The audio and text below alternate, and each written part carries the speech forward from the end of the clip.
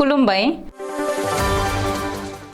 बे समाव बडोलेण्ड इंखं टेलिभिजननि स्टुडिय'आव आं मिथिका नार्जारी दिनै मोनाबिलिनि गाहाय रादाबफोराव दङ। फानेरि दखरा एबसुनि बानजायनायाव 28थि बडोलेण्ड मुंख्लं जोलुर टुर्नामेन्ट। बाक्सायाव मैदेरनि उदखारा सोलिगासिनो फिन गंसनि नखराव न' बां सिफायलांदों। श्रीरामपुराव आयेन बेरेखायै रां दाबिग्रा सागु दुथाङा पुलिसनि खैसाराव। कलकातायाव टीएमसी एमएलए मानिक भट्टाचार्यखौ ईडीआ खादों। गोबां अखा हानायनि जाहोनाव उत्तर प्रदेशआव फरायसालिफोरा बन्द थादों। इन्डियान रेलवेआ गंसे 134 हान्थियारि ट्रेनखौ बन्द खालामदों। इउक्रेननि बेरेखायै फिन रासियानि गाग्लोबनाय 20 इउक्रेन नोगोरनि जिउ खहा। चेमेन सापरिनि लाली दैमायाव नाव जाब्रथाय सासे गथ'नि जिउ खहा 6 खुनुरुखुम जिउ रैखा। दानिया फै आबुं रादाबाव।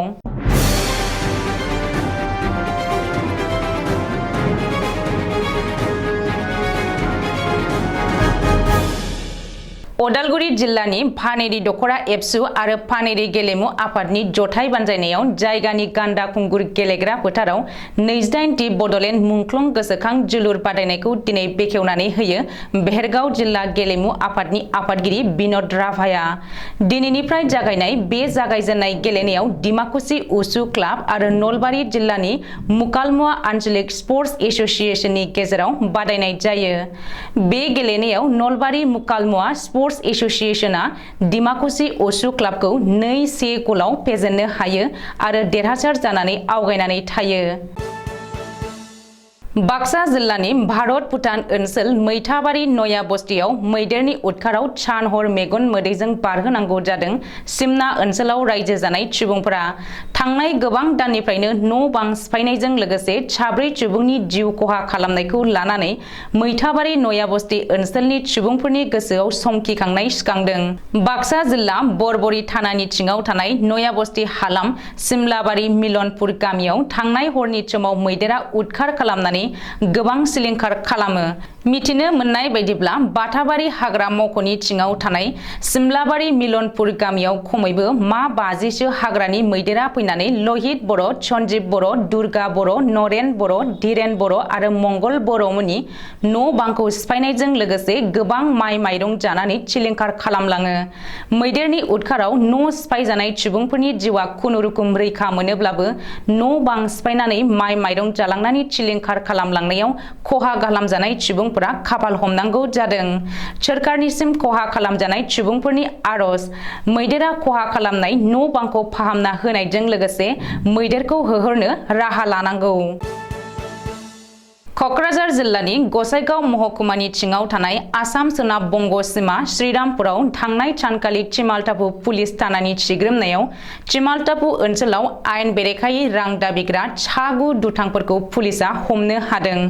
आसाम बंग सिमना चिमालटापु पुलिसनि बिबानगिरि आईसी सन्जय रायनि दैदेननायाव पुलिसनि मोनसे हानजाया सिग्रोमनायाव समबारखालि मोनाबिलि समाव श्रीरामपुरनि 31 नं हादरारि राजा लामायाव बायदि गारि मटरनि आयेन बेरेखायै रां खांग्रा एबा दाबिग्रा सागु दुथांखौ खायो।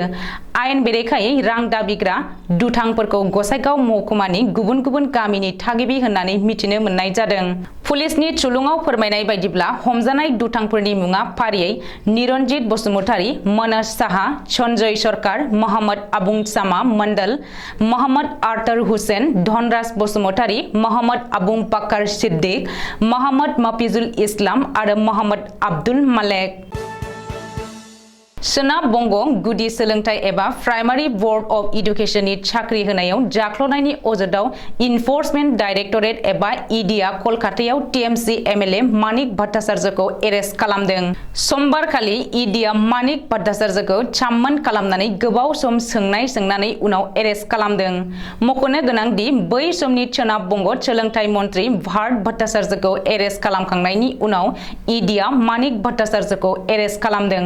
मानो होनोब्ला एमएलए मानिक भट्टाचार्यआ सोनाब बंग प्राइमारि एडुकेशन बोर्डनि चेयारमेन जानानै दंमोन। बे समावनो सोलोंथाइ बिफानाव साख्रि होनायनि मुङाव एमएलए मानिक भट्टाचार्यआ गोबां रां जाख्ल'दों होननानै सोनाब बंग बीजेपीआ कलकाता गोजौ बिजिरसालियाव पिआइएल होदोंमोन मानिक भट्टाचार्यनि बेरेखायै। सुलुङाव फोरमायनाय बायदिब्ला ईडीआ मानिक भट्टाचार्यखौ एरेस्ट खालामनायजों लोगोसे गोबां मावख'आरि रेकर्डफोरखौबो जब्द खालामदों। थांनाय रबिबारनिफ्रायनो जिरायनाय एबा थाद'नाय गैयै रोजा अखा हानायनि जाहोनाव उत्तर प्रदेशनि खुंथाया 12 थाखोसिम फरायसालिफोरखौ मंगलबारखालि बन्द फोसावनो गोनां जादों। बेनि सिगां समबारखालि उत्तर प्रदेशनि नयडा, गाजियाबाद, आग्रा, आलिगढ़, कानपुर आरो लखनऊआव बन्द फोसावदोंमोन।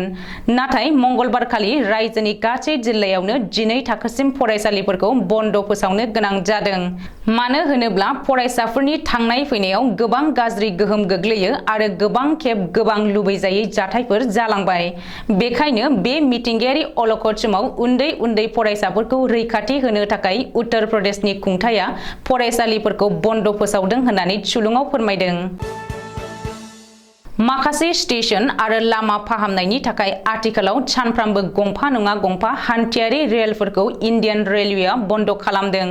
मंगलबारखालि इन्डियान रेलवेआ गासै गं 134 हान्थियारि ट्रेनखौ बन्द खालामदों आरो बेनि अनगायैबो गासै गं 48 हान्थियारि ट्रेनखौ फारसेथिंजायल' बन्द खालामदों।